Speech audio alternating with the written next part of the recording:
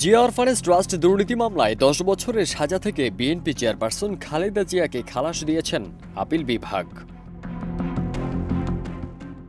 ১৫ জানুয়ারি সকালে প্রধান বিচারপতি ড সৈয়দ রেফাত আহমেদের নেতৃত্বে ৫ বিচারপতির আপিল বিভাগ এ রায় ঘোষণা করেন। হাইকোর্টের সাজার বিরুদ্ধে খালেদা জিয়ার আপিল মঞ্জুর করে সর্বোচ্চ আদালত এ রায় দেন। রায়ে আদালত বলেন, প্রতিহিংসার বশবর্তী হয়ে এ মামলা করা হয়েছিল।